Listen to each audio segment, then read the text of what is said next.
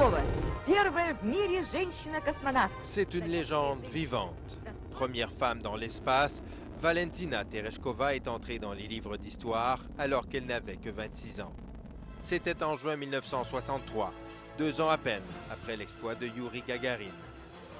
Après des mois de préparation dans le plus grand secret, la jeune ouvrière du textile, membre bien en vue des jeunesses communistes, monte à bord de la fusée Vostok 6 et s'envole. Son nom de code, Tchaïka, la mouette. Tereshkova fera 48 fois le tour de la Terre en un peu plus de 3 jours, davantage à l'époque que tous les astronautes américains réunis.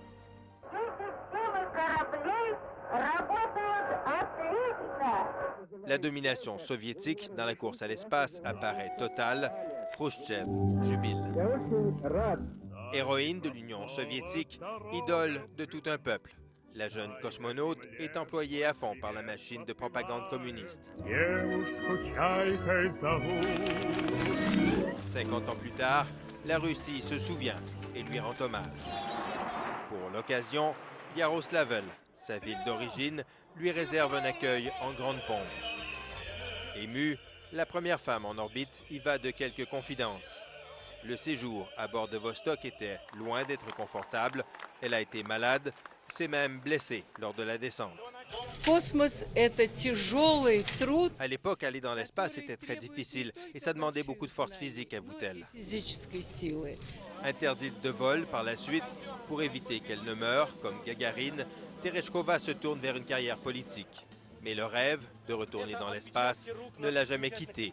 Elle se dit même volontaire pour faire partie d'une expédition sur Mars. Mars, c'est le rêve ultime et je serais prête à y aller, même si c'était pour ne pas en revenir, dit-elle. À ce jour, Valentina Tereshkova reste la seule femme à avoir effectué un vol solo en orbite. Un exploit qui cache cependant une autre réalité. En un demi-siècle, sur 57 femmes à être allées dans l'espace, seules 3 provenaient de Russie ou d'Union soviétique. Jean-François Bélanger, Radio-Canada, Moscou.